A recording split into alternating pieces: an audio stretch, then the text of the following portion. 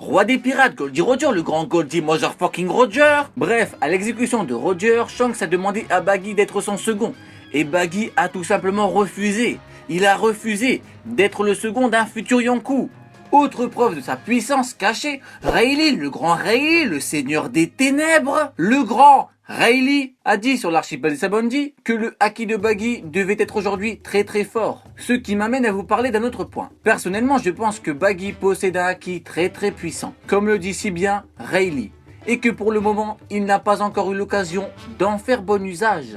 Pour le moment, que savons-nous de Baggy? Nous savons qu'il faisait partie de l'équipage de Goldie Roger, le grand Goldie Motherfucking Roger, le roi des pirates. Et qu'y avait-il dans le Roi Jackson du roi des pirates? Effectivement, il y avait Rayleigh, et qui est le seigneur des ténèbres, et qui est le gars avec un haki tellement puissant qu'il est capable de talquer son haki et tac, il vous met des fessées avec son haki, tellement son haki est puissant. Regardez-moi cet homme, c'est le seigneur des ténèbres.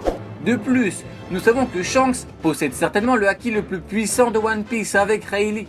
Eh bien, si l'on fait un rapprochement rapide, nous pouvons très bien nous dire que c'est Rayleigh qui lui a permis de contrôler son haki de la sorte et de le développer au maximum. Donc, moi je pense que pour Baggy c'est exactement la même chose, sauf qu'il bénéficie en plus du pouvoir d'un fruit du démon. Pour que l'homme le plus fort du monde dise qu'il était fort, il faut bien une raison, n'est-ce pas? Eh bien moi je pense qu'il parlait de la puissance, voire du potentiel de leurs haki respectifs.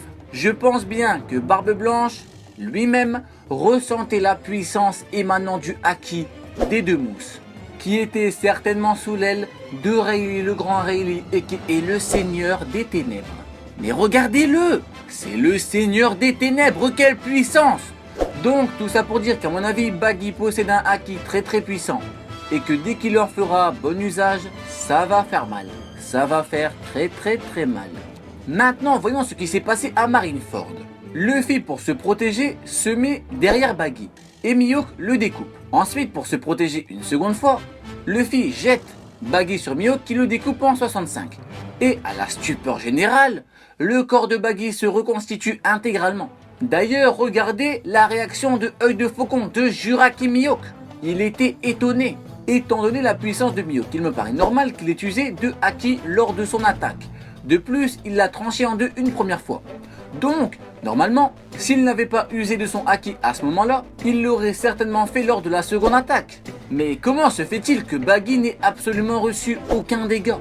Deux possibilités s'offrent à nous. Soit même une lame pleine de haki du meilleur épéiste du monde ne fonctionne pas sur lui, ce qui ferait que les sabreurs soient inefficaces face à Baggy, soit il possède un haki tellement puissant que l'attaque ne lui a tout simplement rien fait. Dans les deux cas, cela rendrait le personnage extrêmement puissant. De plus, Oda ne cesse de répéter que son personnage favori est Baggy, que le fruit du démon qu'il voudrait manger, c'est le sien, et que s'il pouvait être un personnage, ce serait Baggy. Si vous étiez mangaka, et que vous aviez un personnage favori dans votre œuvre, que feriez-vous? Le mettre en mode victime qui se fait bolosser par n'importe quel gars, légèrement entraîné, ou alors le mettre en mode Bozo le clown qui cache bien son jeu? Moi je pense deux choses.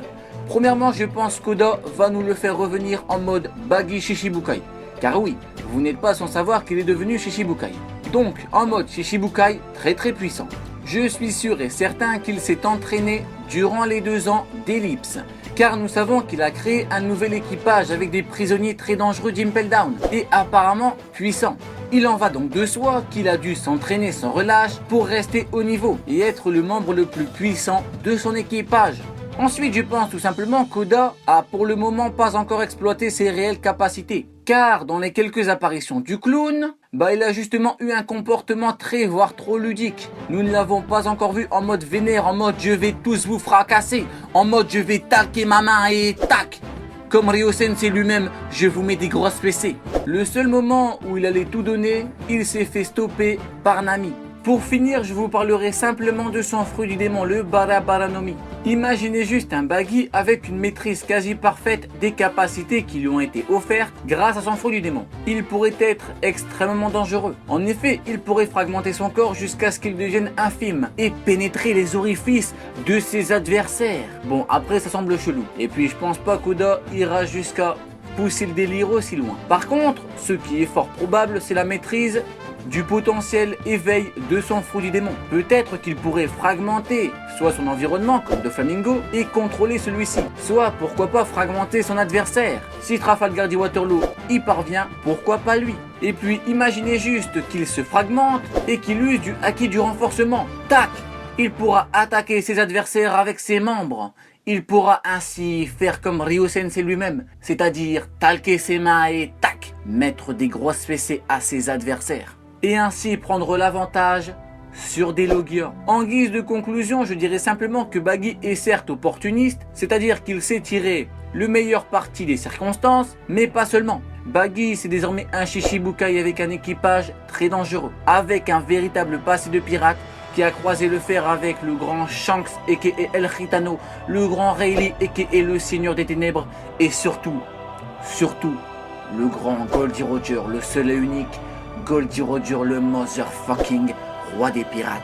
Buggy reste donc pour le moment un personnage loufoque, mais aussi très énigmatique en ce qui concerne ses réelles capacités. Voilà pour ma théorie sur Buggy Bell le clown, j'espère qu'elle vous aura plu. Ah oui, effectivement, il a aussi de fortes ressemblances avec les porteurs du Di. Il a de la chance, il se fait beaucoup d'amis et sourit tout le temps. Mais alors, Buggy est un Di ou pas? Ne prenez pas ça trop au sérieux par rapport au reste de la vidéo. Ceci n'était qu'une légère remarque. Pour ceux qui attendent les RAS, ça va vite arriver, ne vous inquiétez pas, Janet. Et toi, as-tu déjà ressenti la Ryokan énergie? Tu n'auras pas écouté Ryo Sensei pour rien.